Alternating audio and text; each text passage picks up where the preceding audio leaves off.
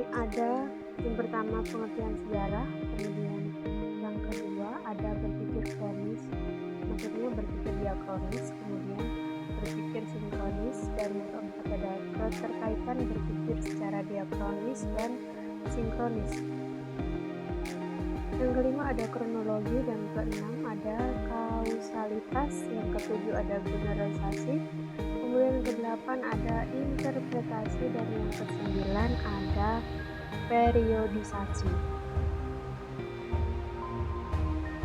Kita bahas yang pertama dulu, yaitu tentang pengertian sejarah. Di sini saya jelaskan yang awal dulu. Cara berpikir sejarah berbeda dengan cara berpikir ilmu pengetahuan alam. Alasannya kenapa? Karena cara berpikir sejarah selalu berkaitan dengan masa lampau, sedangkan kalau ilmu pengetahuan alam itu akan berkaitan dengan masa sekarang. Kemudian ada tiga aspek penting yang harus diperhatikan dalam membangun cara berpikir sejarah. Yang pertama, setiap peristiwa harus ditempatkan pada susunan yang kronologis. Kemudian yang kedua, setiap peristiwa selalu mempunyai hubungan kausalitas dengan peristiwa yang lainnya. Kemudian yang ketiga, setiap zaman memiliki karakteristik yang berbeda dengan zaman lainnya. Kemudian ketiga aspek tersebut menjadi landasan utama dalam konsep berpikir sejarah. Di sini ada pengertian sejarah. Yang pertama, sejarah dalam bahasa Indonesia dapat diartikan sebagai riwayat kejadian masa lampau yang benar-benar terjadi atau riwayat asal-usul keturunan, terutama untuk raja-raja yang memerintah.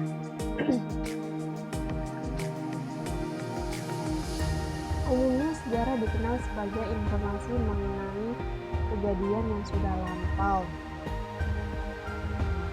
Sebagai cabang ilmu pengetahuan, mempelajari sejarah berarti mempelajari dan menerjemahkan informasi dari catatan-catatan yang dibuat oleh perorangan, keluarga, dan komunitas.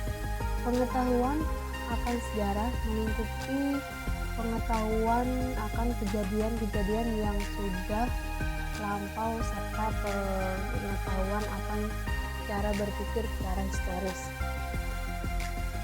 Di sini saya jelaskan arti sejarah sendiri. Secara etimologi itu memiliki pengertian yang berbeda-beda. Contohnya seperti dalam bahasa Inggris berasal dari kata history atau masa lampau, kata cerita dan peristiwa. Kemudian dari bahasa Jerman berasal dari kata Geschichte, telah terjadi. Kemudian bahasa dari Belanda berasal dari kata Geschiedenis, artinya kejadian dan peristiwa. Kemudian di sini bahasa Arab berasal dari kata syajaratun atau disebut dengan pohon.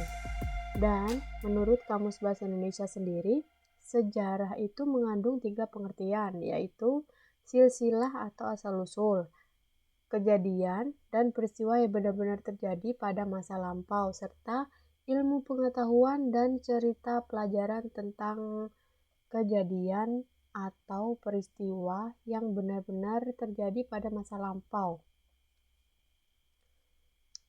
Dengan demikian, sejarah berarti peristiwa yang terjadi dalam masyarakat pada masa lampau.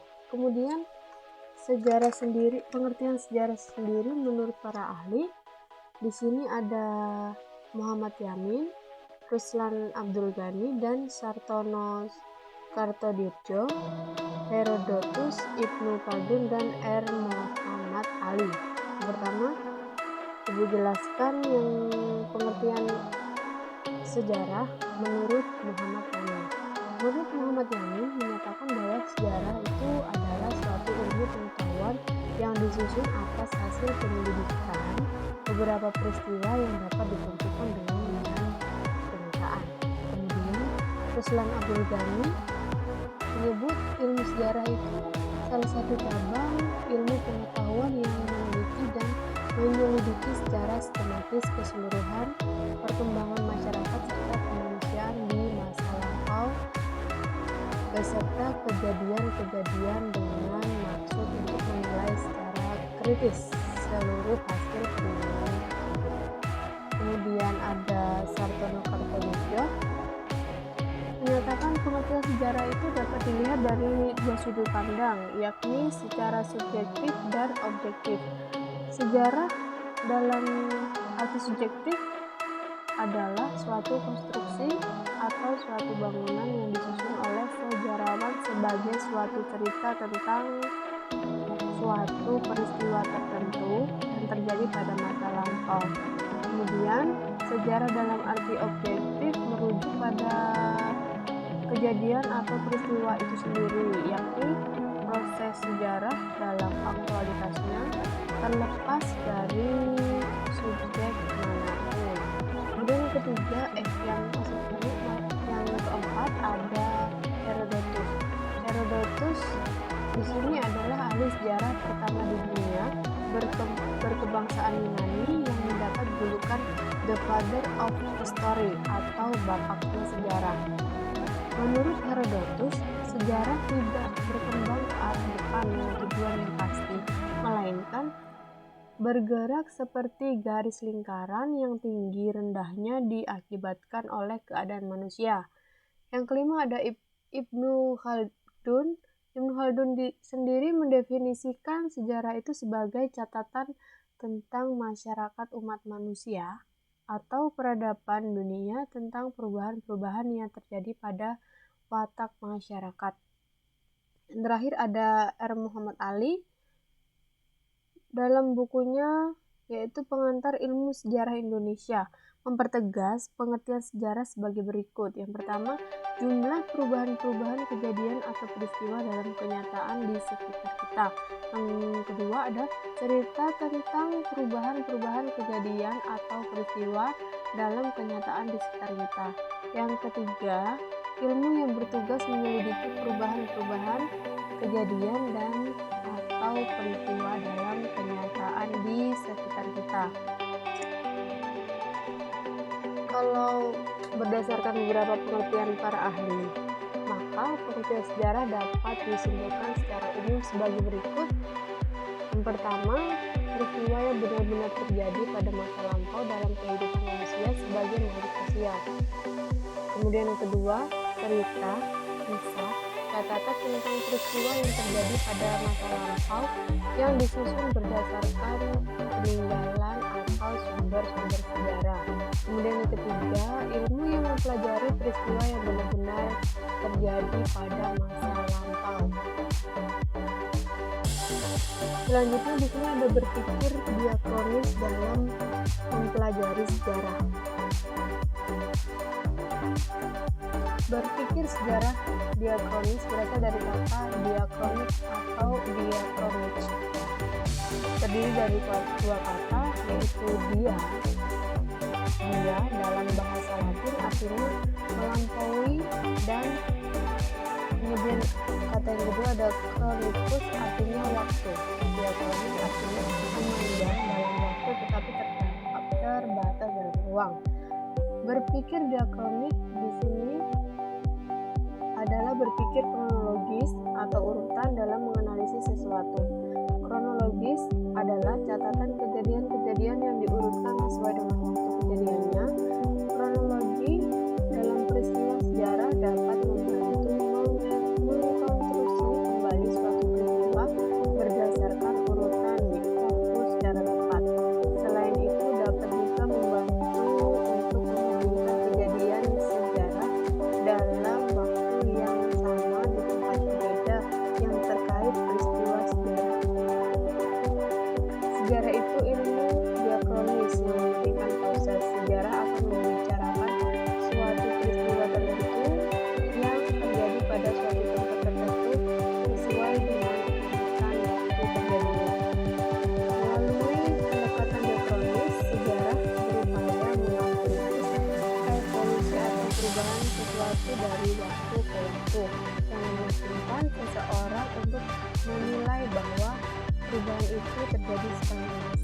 sejarawan akan menggunakan pendekatan ini untuk menganalisis dampak perubahan variabel pada sesuatu, sehingga memungkinkan sejarawan untuk mendalilkan mengapa keadaan tertentu lahir dari keadaan sebelumnya atau mengapa keadaan tertentu berkembang atau berkelanjutan. Contohnya, berpikir secara sejarah secara kronologis bisa contoh, yaitu ketika menjelaskan peristiwa detik-detik proklamasi kemerdekaan 17 Agustus 1945 harus menjelaskan pula peristiwa-peristiwa yang melatar belakanginya, seperti peristiwa yang merangkum peristiwa menyerang Jepang pada sekutu, kemudian reaksi pemuda Indonesia terhadap berita kekalahan Jepang, kemudian peristiwa Rengas Dengklok dan penyusunan teks proklamasi dan pembacaan teks proklamasi kemerdekaan Indonesia. Oleh karena itu, sejarah mengenal adanya suatu proses kontinuitas atau berkelanjutan. Yang ketiga ada berpikir sinkronis dalam mempelajari sejarah. Di sini berpikir sejarah secara sinkronis yaitu berpikir meluas dalam ruang tetapi terbatas dalam waktu. Pendekatan sinkronis bisa digunakan dalam ilmu-ilmu sosial. Sinkronis lebih menekankan pada struktur, artinya meluas dalam ruang. Pendekatan sinkronis menganalisa sesuatu tertentu pada saat tertentu, titik tepat pada waktunya. Ini tidak berusaha untuk membuat kesimpulan tentang perkembangan peristiwa yang berkontribusi pada kondisi saat ini, tetapi hanya menganalisis suatu kondisi seperti itu. Istilah memanjang dalam waktu itu meliputi juga gejala sejarah yang ada di dalam waktu yang panjang. Contohnya, berpikir sinkronis yaitu peristiwa proklamasi kemerdekaan 17 Agustus 1945 dengan menguraikan berbagai aspek seperti aspek sosial, aspek ekonomi, politik, dan hubungan internasional. Berpikir sinkronis merupakan cara berpikir yang khas ilmu-ilmu sosial.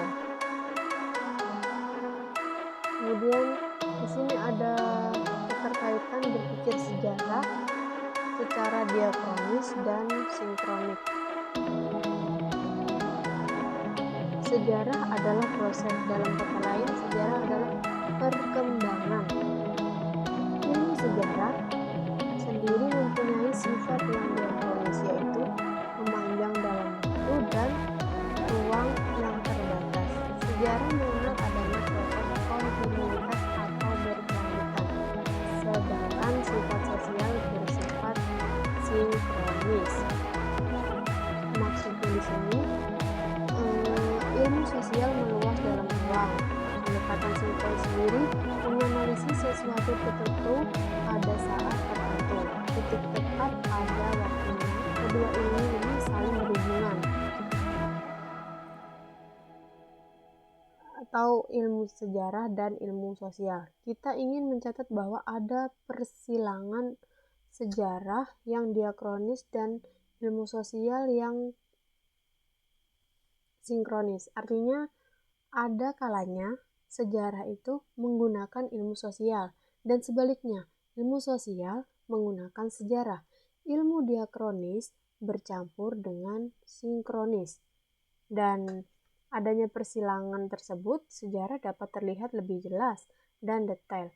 Proses perkembangan dan perubahan sosial dalam kehidupan manusia akan terlihat jelas. Contohnya, persilangan antara diakronis dengan sinkronis terlihat dalam buku yang berjudul Bandit dan Pejuang di Simpang Pengawan. Kriminalitas dan kekerasan di Residen Surakarta pada masa revolusi yaitu tahun 1945 sampai 1950. Selain memberikan gambaran tentang penyebab, siapa pelaku dan korbannya, kapan terjadinya, dan dampaknya bagi Surakarta. Juga disajikan perbandingan kriminalitas pada masa Hindia Belanda dengan masa revolusi dan kondisi penduduk Surakarta pada masa penjajahan Jepang. Yang ketiga ada kronologi. Kronologis berarti sesuai urutan peristiwa sejarah yang telah terjadi.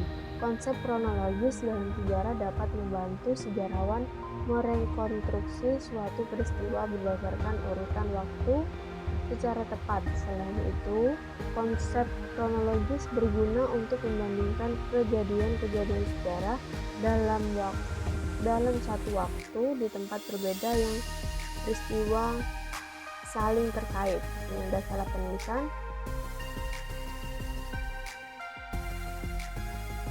Berpikir kronologis itu diperlukan karena peristiwa sejarah terdiri atas berbagai jenis dan bentuk peristiwa yang berbeda.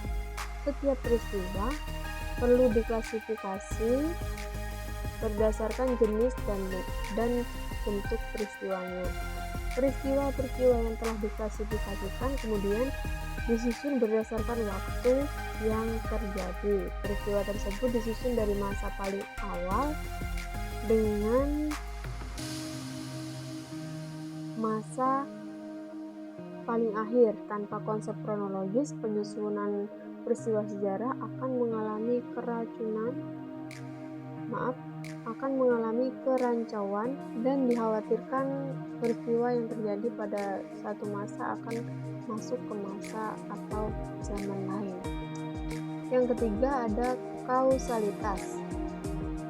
Sejarah merupakan ilmu yang berhubungan dengan sebab akibat atau disebut dengan kausalitas. Model kausalitas berupaya menjelaskan peristiwa sejarah dengan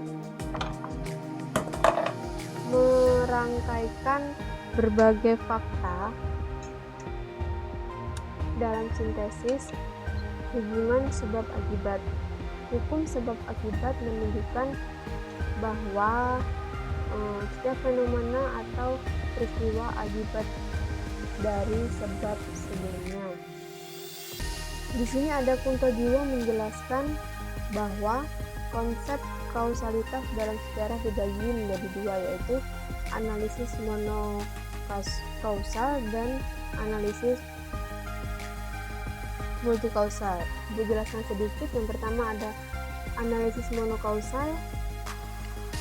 Analisis monokausal itu mendeskripsikan terjadinya sebuah fenomena atau peristiwa yang disebabkan oleh satu faktor. Contohnya, analisis monokausal adalah kenaikan harga bahan bakar minyak atau sering disebut dengan BBM bersubsidi karena melambungnya harga minyak mentah dunia. Pemerintah dengan berbagai pertimbangan terpaksa menaikkan harga BBM bersubsidi karena Indonesia masih tergantung pada minyak mentah impor. Yang kedua di sini Ibu jelaskan tentang analisis multikausal. Analisis multikausal mendeskripsikan terjadinya sebuah fenomena atau peristiwa karena beberapa penyebab.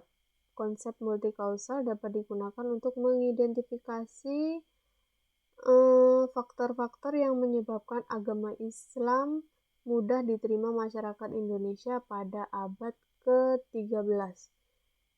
Islam diterima masyarakat Indonesia dengan mudah karena beberapa faktor, antara lain Islam tidak mengenal sistem kasta. Islam disebabkan dengan cara damai dan tanpa paksaan. Syarat memeluk agama Islam sangat mudah. Pudarnya pengaruh agama Hindu-Buddha di Indonesia. Cara penyebaran agama Islam disesuaikan dengan kondisi masyarakat Indonesia, serta agama Islam bersifat terbuka karena setiap pemeluk dianggap sebagai pendakwah. Yang ketiga ada generalisasi. Generalisasi adalah pekerjaan menyimpulkan dari khusus ke umum. Generalisasi sangat diperlukan dalam sejarah karena memiliki tujuan, yaitu yang pertama ada saintifikasi dan yang kedua ada simplifikasi. Ibu jelaskan tentang saintifikasi. Saintifikasi di sini mengandung arti bahwa sejarah juga memerlukan penyimpulan umum. Generalisasi sejarah sering dipakai untuk mengecek teori yang lebih luas. Alasannya kenapa? Karena teori di tingkat yang lebih luas kerap kali berbeda dengan generalisasi sejarah di tingkat yang lebih sempit. Misalnya, Marxisme berpendapat bahwa semua revolusi adalah perjuangan kelas. Ini merupakan teori di tingkat lebih luas yang mula-mula dipakai untuk menganalisis revolusi Prancis. Kemudian itu dipakai untuk hampir semua revolusi. Berdasarkan penelitian sejarah, ternyata generalisasi yang generasi yang demikian ini tidak benar. Alasannya, ada petani di suatu daerah yang melakukan hal yang sebaliknya. Mereka tidak melakukan perjuangan kelas, tetapi mereka cenderung lebih senang bersama kaum borjuis. Demikian juga dengan revolusi Indonesia. Revolusi Indonesia bukan perjuangan kelas, tetapi digerakkan oleh cita-cita nasionalisme. Di sini yang kedua ada simplifikasi. Generasi juga bertujuan untuk simplifikasi atau bisa disebut dengan penyederhanaan. Simplifikasi perlu bagi sejarawan dalam melakukan analisis. Misalnya, gerakan massa yang bertujuan memprotes dan menggulingkan kekuasaan suatu pemerintahan. Mereka ingin menggantikannya dengan pemerintah yang lebih baik, disebut dengan revolusi. Hal tersebut merupakan tahap awal dari revolusi yang kemudian diikuti rangkaian perubahan-perubahan secara cepat. Yang ke-8 ada interpretasi. Interpretasi merupakan penafsiran terhadap suatu peristiwa atau memberikan pandangan secara teoritis terhadap suatu peristiwa sejarah. Peristiwa sejarah di masa lalu dan diungkapkan oleh para ahli dengan berbagai sumber. Di sini yang disebut dengan berbagai sumber tersebut dijadikan sarana pendukung untuk mengungkapkan peristiwa sejarah. Sumber-sumber harus diinterpretasikan dan ditafsirkan sehingga bisa mengungkapkan kebenaran dan kronologi terjadinya peristiwa sejarah di masa lampau.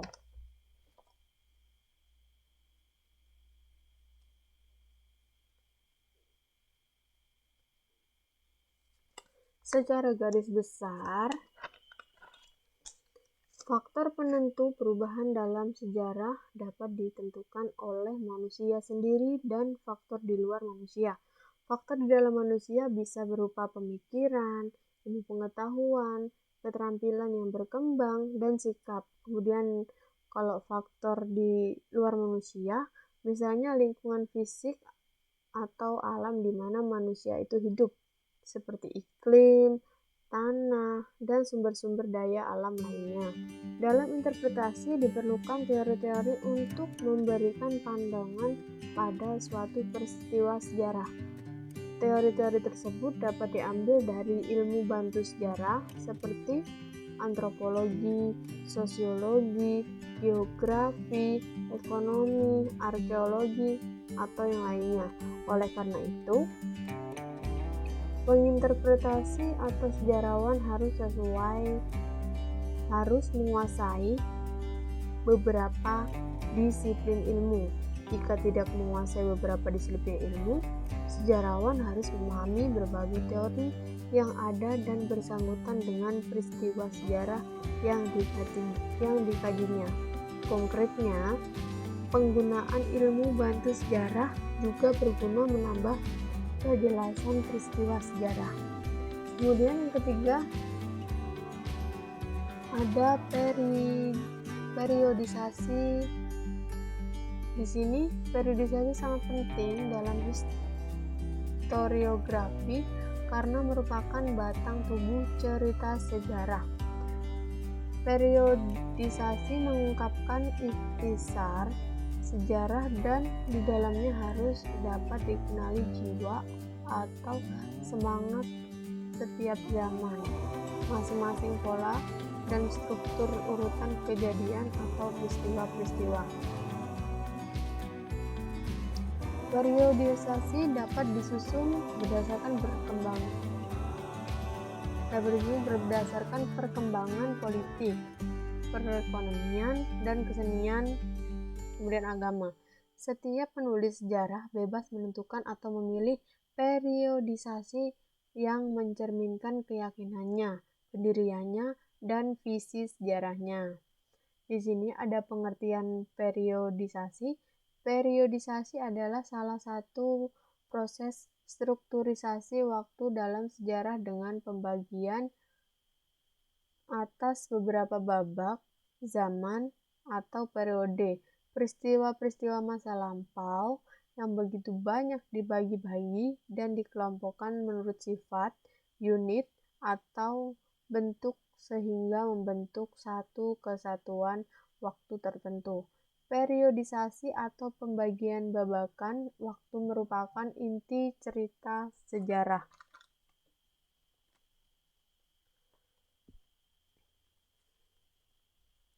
Kemudian yang kedua ada tujuan periodisasi. Mengetahui pembabakan waktu sejarah akan sangat bermanfaat bukan saja bagi sejarawan tetapi juga bagi para pembaca atau penggemar cerita sejarah, apalagi bagi para siswa yang belajar ilmu sejarah. Cerita sejarah yang ditulis para sejarawan dengan menempatkan skenario peristiwa sejarah dalam setting babakan waktu akan sangat memudahkan serta menarik para pembaca atau siswa untuk mengetahui peristiwa sejarah secara kronologis. Adapun di sini tujuannya periodisasi, yang pertama ada memudahkan pengertiannya, kemudian yang kedua ada melakukan penyederhanaannya, yang ketiga ada mengetahui peristiwa sejarah secara kronologis, kemudian yang keempat ada persyaratan sistematika ilmu pengetahuan, serta yang kelima ada memudahkan klasifikasi dalam ilmu sejarah. Di sini yang ada konsep teoritis penyusunan periodisasi sejarah Indonesia. Dalam konsep teoritis, pembabakan masa dalam periodisasi disusun menurut dasar berikut. Yang pertama ada perkembangan peradaban, yang kedua ada segi kebudayaan, yang ketiga ada agama yang masuk di Indonesia. Ini dijelaskan sedikit. Dasar kerangka teori pembabakan waktu atau periodisasi dalam sejarah menunjukkan hasil pemikiran berbeda-beda. Meskipun demikian, faktor terpenting dalam penyusunan periodisasi adalah adanya prinsip kontinuitas. Berikut periodisasi di Indonesia menurut beberapa tokoh. Yang pertama ada Sartono Kartodirjo, yang kedua ada Sukanto. Dan pertama dulu menurut Sartono, dasar periodisasi itu adalah derajat integrasi yang tercapai di Indonesia pada masa lampau. Dalam perkembangan sosial, politik, dan budaya Indonesia, faktor ekonomi menjadi pengaruh yang penting karena faktor ekonomi dapat mempengaruhi kontak Indonesia dan luar negeri yang memungkinkan masuknya pengaruh kebudayaan luar. Yang kedua ada dari Sukanto. Di sini Sukanto menyebutkan bahwa periodisasi Sejarah Indonesia menurut Sukanto hendaknya disusun berdasarkan ketatanegaraan, yaitu bersifat politik. Pembebasan waktu atau disebut periodisasi berdasarkan kenyataan-kenyataan sedapat mungkin, harus eksak serta praktis. Demikian penjelasan dari Ibu. Sampai bertemu minggu depan lagi. Terima kasih. Wassalamualaikum warahmatullahi wabarakatuh.